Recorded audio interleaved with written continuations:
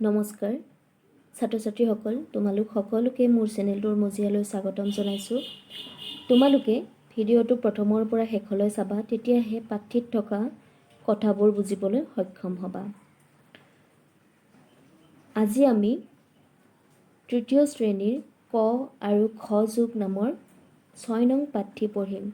এই পাঠ্য লোৱা হৈছে বুকলেণ্ড প্ৰকাশনৰ আমাৰ অসমীয়া পাঠ নামৰ কিতাপখনৰ পৰা। তেন্তে আহা পাঠ্যৰ আৰম্ভণি কৰোঁ।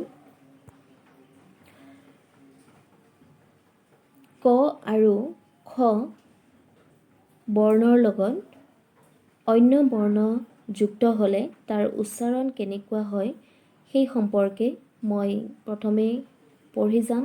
তোমালোকে উচ্চাৰণবোৰ মন কৰি যাবা। ল যোগ ক সমান লয়কল ক, দন্ত্যা স যোগ ক সমান হয়কচ ক, মূৰ্ধন্য স যোগ ক সমান হয়কচ ক, দন্ত্যা স যোগ খ সমান হয়খচ খ, ঙ যোগ ক সমান ঙয় কং ক, ঙ যোগ খ সমান ঙয় খং খ, ক যোগ ব সমান কয় বক ক। তাৰপিছত থকা শব্দবোৰ হ'ল অংক, উল্কা, শংখ, চিল্কা, শুষ্ক, শংকা, পালকি, কলকা, বেংক, স্কেল, শংকু আৰু স্কুল। অংক মানে হ'ল যাৰ দ্বাৰা কোনো বস্তুৰ গণনা কৰা হয়। উল্কা মানে আকাশৰ পৰা তললৈ নামি অহা দীপ্তি। শংখ মানে এবিধ সাগৰৰ শামুক। চিল্কা মানে ৰদ। শুষ্ক মানে শুকান। শংকা মানে ভয়। পালকি মানে এবিধ কাঠৰ ডলা। বেংক মানে এক ধৰণৰ আৰ্থিক প্ৰতিষ্ঠান য'ত টকা সঞ্চয়ো কৰা হয়, লগতে বিনিয়োগো কৰা হয়। স্কেলৰ সহায়ত মাৰ্জিন টানিব পাৰি, তাৰ উপৰিও মিলিমিটাৰ, চেণ্টিমিটাৰ আদিও জুখিব পাৰি। শংকু মানে হ'ল এটা জ্যামিতিক আকৃতি আৰু স্কুল মানে হ'ল বিদ্যালয় বা পঢ়াশালী।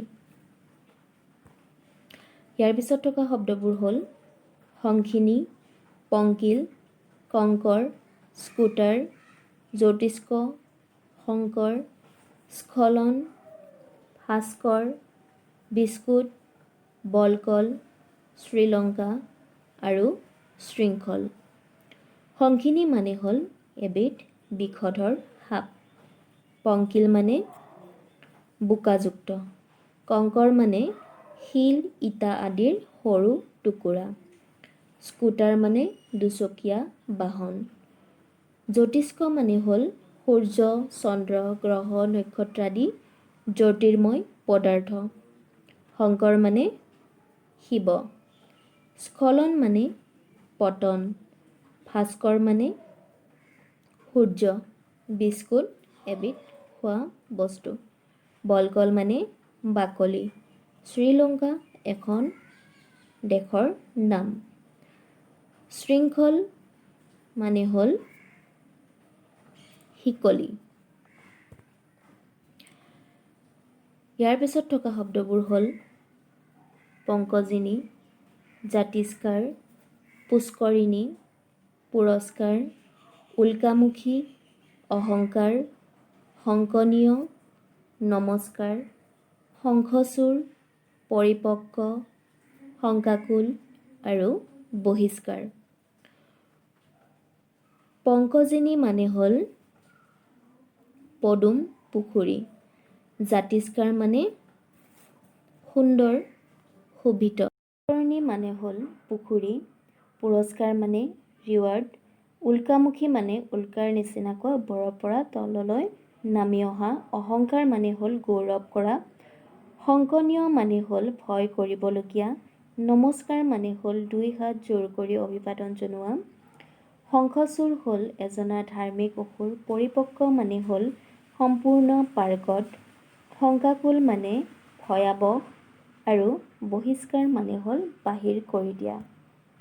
ইয়াৰ পিছত আহোঁ এটি দফালৈ। চিল্কা হ্ৰদ উৰিষ্যাত আছে। চিল্কা নামৰ হ্ৰদটো আছে উৰিষ্যাত।